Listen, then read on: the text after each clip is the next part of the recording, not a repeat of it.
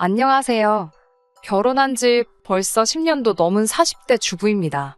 눈에 넣어도 아프지 않을 딸아이가 한 명 있고요. 늘 가족을 사랑하고 최선을 다하는 남편도 있습니다. 그동안 셋이서 알콩달콩 즐겁게 살아왔기에 제가 이런 사연을 쓰게 될 거라곤 차마 생각도 못했습니다. 남편과 처음 만난 건 2010년 초가을이었습니다. 당시 가까이 지내던 언니가 한번 만나보라며 소개시켜준 사람이 지금의 남편이지요. 쑥스러워하면서도 계속해서 어떻게든 이야기를 이어나가려는 남편의 모습에 호감을 느꼈고 그 이후로 얼마 지나지 않아 바로 연인 사이로 발전하게 되었네요. 회사 생활로 지쳐있던 서로의 삶의 단비가 되어주던 저희는 연애 1년 만에 결혼을 약속하게 되었습니다. 당시 저희 친정아버지는 초등학교 교장 선생님으로 재직하고 계셨고 어머니는 유치원 원장 선생님이셨어요. 직업만 봐도 예상하실 수 있듯 두 분 다 아이들을 참 좋아하십니다. 그리고 저도 그런 영향을 받아서인지 어려서부터 아이들을 참 좋아했어요. 언젠가 결혼해서 제 가정을 꾸리면 못해도 셋은 낳고 싶다고 생각했을 정도였으니까요. 물론 사회생활을 시작하고 나서야 셋을 키우는 건 무리일 수도 있겠다는 생각을 했지만요. 사실 아이를 안 갖는다는 건 상상도 해보지 않은 일이었습니다. 요즘이야 결혼 전에 서로 건강검진도 확인해보고 무슨 문제는 없는지 꼼꼼히 따져본다지만 제가 결혼을 하던 시기만 하더라도 서로 그런 조건까지 따지는 건 흔한 일이 아니었어요. 연애하는 동안 저나 남편이나 아픈 적도 없었고 하니까 막연히 서로 건강한 사람들이라고 생각했습니다. 그 일이 있기 전까지는 한치의 의심도 하지 못했어요. 결혼식을 올리고 나서 1년 정도만 신혼생활을 즐기고 바로 아이를 가지려고 했어요. 신혼생활을 더 누리면 커리어도 쌓이고 좋겠지만 내 자식과 세대 차이가 많이 나는 부모가 되고 싶지는 않았거든요. 특히 남편은 저보다 4살이나 많았기 때문에 마음이 급한 눈치기도 했고요. 그런데 계획한 1년을 보내고 임신을 하기 위해 서로 열심히 노력을 시작했는데도 아이가 쉽게 생기지 않았습니다. 그렇게 몇 개월 정도 시간이 더 흐르자 저조차 점점 조바심이 들더라고요. 혹시나 하는 마음에 몸에 좋다는 건 쓰건 어쩌건 다 챙겨 먹었을 정도였습니다. 뭐 하나 허투루 하지 않았고 운동도 열심히 했어요. 그런데도 불구하고 아이가 생기지 않으니 답답하고 환장할 노릇이었죠. 주변에는 종종 생각지도 않은 애가 생겨서 걱정이라는 사람들의 이야기도 들려왔는데 정작 이렇게 간절한 저희 부부한테는 왜 아무런 소식도 없는 건지 하늘이 원망스럽기까지 했습니다. 그렇게 또 다시 1년의 시간이 지나니 시댁에서도 점점 제 탓을 하더라고요. 당신 아들인 남편은 어려서부터 감기 한 번 앓은 적 없는 튼튼한 성인 남성이니 문제는 필시 저한테 있을 거라면서요. 의심도 아닌 확신에 가까운 시어머니의 말씀은 제 가슴에 비수가 되어 날아오길 여러 번이었고 언젠가 한 번은 제 심장이 너덜너덜해져 있을 것 같다는 생각까지 들었습니다. 저는 남편에게 이럴 게 아니라 병원에 가서 전문가의 의견을 들어보자고 했습니다. 더 늦기 전에 우리가 할 수 있는 일이 있는지 확인해 보자고요. 남편은 내키지 않는다며 한두 차례 병원 예약을 고의로 빼먹었고 그때 전 또다시 큰 상처를 받고 말았습니다. 남편이 이렇게 비협조적인데 제가 무슨 욕받이도 아니고 시어머니의 그 신랄한 비난을 왜 제가 받아내야 하는지 도대체 이해할 수가 없었습니다. 그러다 또 다시 시아버지의 생신으로 모인 날이었습니다. 저희 부부뿐만 아니라 어린 신우와 가까이 사시는 친척 내외분들까지 식당에 모여 외식을 하기로 되어 있었어요. 참고로 저희 시댁은 친지분들과 교류가 굉장히 잦은 편이었습니다. 저희가 임신이 안 돼서 고생하고 있는 것도 한 귀로 듣고 한 귀로 흘려버릴 가십거리처럼 그분들 입에 매일같이 오르내리고 있다는 걸 저도 잘 알고 있었고요. 그 점이 저를 참 주눅들게 했네요. 아무튼 그렇게 모인 자리에서 시어머니는 다시 한번 저에게 관계는 잘하고 있냐는 둥, 제 골반이 작아서 그렇다는 등 걱정을 가장한 수치스러운 말들을 필터 없이 쏟아내셨습니다. 친척분들 중 두세 분이 왜 그걸 무조건 며느리 탓을 하냐며 저를 두둔해 주시긴 했지만 그마저도 저에겐 자존심 상하는 일이었어요. 결국 그날 밤 저는 남편에게 처음으로 욕을 하며 병원에 같이 가던지 이혼을 하던지 둘 중에 하나를 선택하라고 윽박질렀고 그렇게 처음으로 남편과 병원에 가 검사를 받을 수 있었습니다. 검사 결과는 충격이었습니다. 무엇 때문에 그렇게 모진 말들을 견뎌낸 건가 회의감이 들 정도였어요. 불임의 원인은 제가 아닌 남편이었습니다. 수준 떨어지는 표현 같지만 한마디로 씨가 없답니다. 씨가 적은 것도 약한 것도 아니고 없답니다. 이럴 수가 있나 싶어서 황당하고 어이가 없었어요. 더 화가 났던 건 남편의 표정이 너무나 태연하고 덤덤하더군요. 설마 알고 있었냐고 물으니 그제서야 저나 시부모님께 어떻게 고백해야 할지 방법을 몰라서 말을 못했답니다. 언제부터 알고 있었냐고 물으니 저와 결혼하고 얼마 지나지 않아 우연히 가게 된 비뇨기과에서 알게 되었답니다. 비뇨기과에 쇼핑하러 가는 것도 아니고 어떻게 우연히 가냐고, 그리고 그런 일이 있었으면 아내인 저랑 상의를 해야 하는 거 아니냐고 화를 내니 이렇게 화를 낼게 뻔해서 말을 안 했다는 말도 안 되는 궤변을 늘어놓더군요. 이런 남자 때문에 근 2년 가까이 마음고생을 했다는 사실이 너무나 속상하고 가슴 아팠습니다. 남편은 제 발밑에 무릎을 꿇고 엎드리며 정말 미안하다고 한 번만 용서해달라고 빌더라고요. 평소에는 저보다 훨씬 키도 크고 덩치도 좋은 남편이 그렇게 납작 엎드려 있는 모습을 보니 제 마음도 찢어질 듯 아팠습니다. 일단 남편을 일으켜 세운 뒤 앞으로 어떻게 해야 할지 생각을 해보자고 했어요. 남편이 저를 속인 것도 사실이고 제가 너무나 큰 충격과 배신감을 느낀 것도 사실이었지만 이상하게도 이혼을 생각할 수는 없었습니다. 임신 문제만 아니면 사실 남편과 저는 서로 참 잘 맞는 사람들이었거든요. 대화도 잘 통하고 관심사도 비슷한 데다 현실적인 조건들도 비슷한 편이었으니까요. 아예 남편이 불임이란 사실을 결혼 초에 알았다면 이혼이 쉬웠을지도 모르겠다는 변명 같은 생각을 스스로 하면서 결국 남편을 받아주고 말았습니다. 지금도 이 결정에 후회는 없어요. 검사 결과를 시댁에 전달했을 때 시어머니는 거의 졸도를 하셨습니다. 돌팔이 병원이 분명하다며 그 의사 좀 만나봐야겠다고 난리를 치셔서 결국 저희 부부는 다른 병원에서 2번의 검사를 더 받아야만 했고요. 남편은 수치심에 몇 날 며칠 동안 밤잠을 이루지 못했습니다. 3번의 결과가 모두 똑같은 사실을 말해주고 나서야 시부모님은 당신 아들이 불임이라는 사실을 어쩔 수 없이 인정하셨어요. 게다가 저는 기대는커녕 생각도 못했는데 남편이 먼저 나서서 시부모님께 저에게 그동안 했던 폭언을 사과해 주시라 부탁을 드렸더군요. 하루는 시부모님이 유명 호텔 레스토랑으로 저랑 남편을 불러내어 그동안 했던 말은 부디 마음에 담아두지 말라며 눈물로 저에게 미안함을 전하셨습니다. 이미 가슴에 켜켜이 쌓인 아픔을 한 번에 씻어낼 수는 없었지만 그래도 많은 위로를 받았습니다. 하지만 평생 남편과 제 사이에 아이가 없을 거라는 그 변치 않는 사실은 한동안 제 가슴을 후벼 팠고 저는 우울증을 앓게 되었습니다. 그런 제 모습을 지켜볼 수 없었는지 하루는 남편이 저에게 조심스럽게 입양에 대해서 말을 꺼냈어요. 쉬운 결정은 아니었지만 고민 끝에 저희 부부가 지금의 딸을 입양하게 되었습니다. 저희가 입양할 당시 딸은 겨우 100일을 간 넘긴 상황이었어요. 사위의 불임 소식을 힘들게 받아들이신 친정부모님은 입양을 하겠다는 저를 제발 다시 생각하라며 말리고 또 말리셨습니다. 아무리 그래도 남의 아이인데 쉬운 결정이 아니라면서요. 평소에 아이들을 좋아하시던 친정부모님이 시부모님보다 더 크게 반대하시는 걸 저는 이해할 수 없었어요. 하지만 자식을 키우는 지금은 당연히 이해가 갑니다. 당신의 딸이 힘든 길을 가려고 했으니 어떻게든 막고 싶으셨다는 걸요. 지금은 그 누구보다도 저희 딸을 사랑하시는 조부모님이세요. 아무튼 그렇게 딸을 입양하게 되었고 딸 덕에 저희 부부는 더 큰 행복과 위안을 얻으며 얼마 전까지 행복하게 살고 있었습니다. 저희 딸은 모든 가족의 사랑을 한 몸에 받으며 자랐고요. 단 한 가지 저희 가족에게 비밀이 있었는데 그건 바로 시댁 친지분들은 저희 딸이 입양하라는 사실을 모르신다는 거였지요. 입양 사실을 숨기게 된 데에는 몇 가지 이유가 있었는데 일단 저희 시어머니는 자존심이 굉장히 강하신 분이라서 다른 친지분들께 당신 아들이 불임이라는 말을 차마 못하시겠다 하셨고요.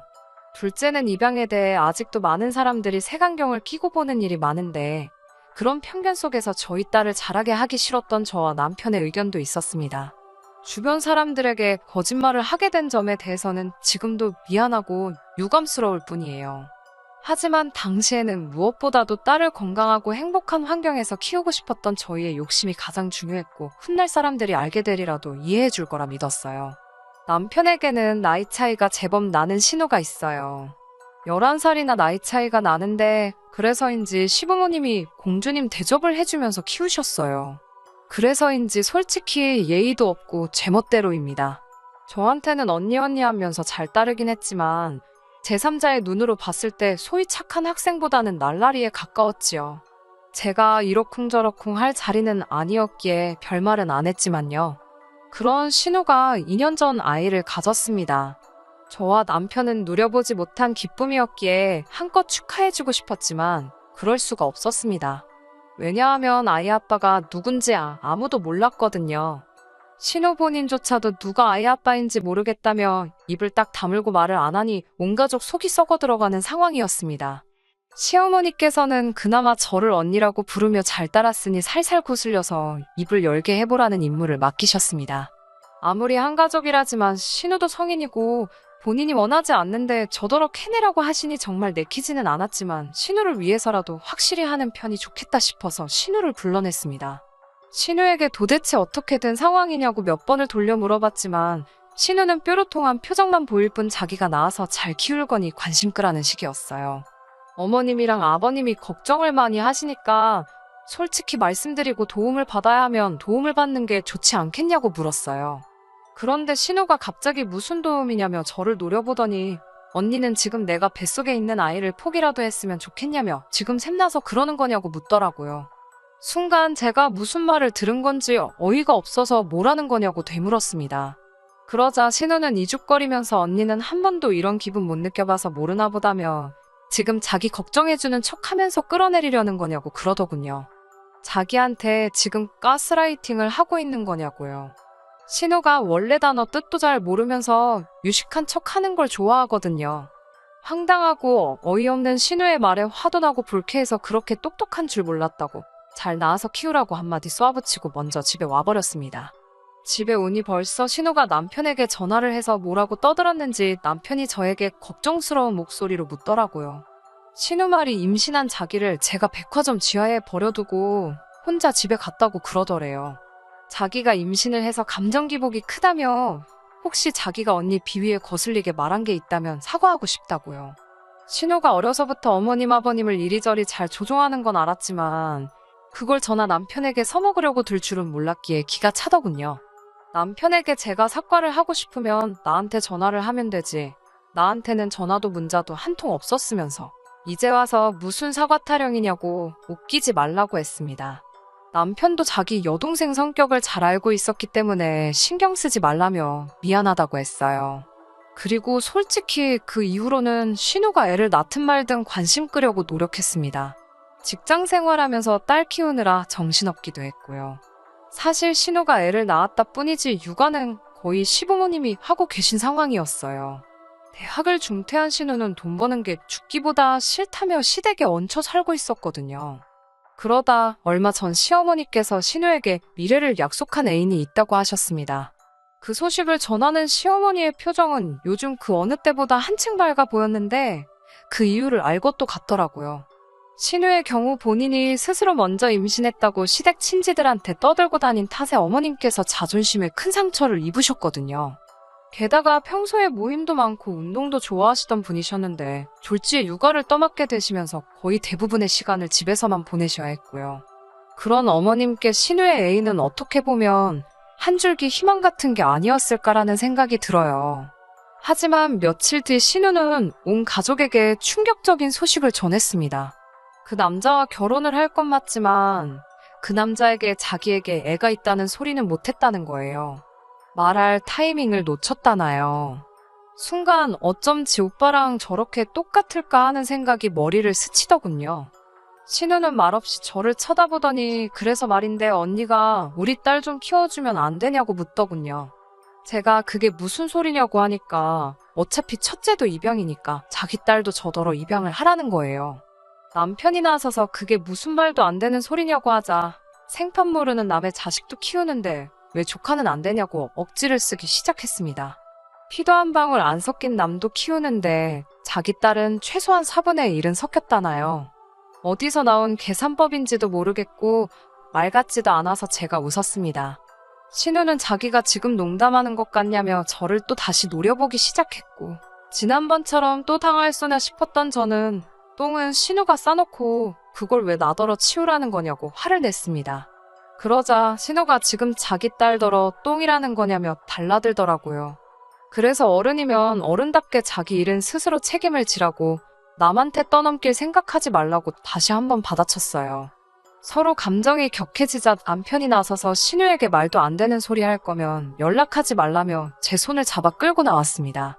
집에 돌아온 후로부터 며칠 동안 화를 삭힐 수가 없었어요.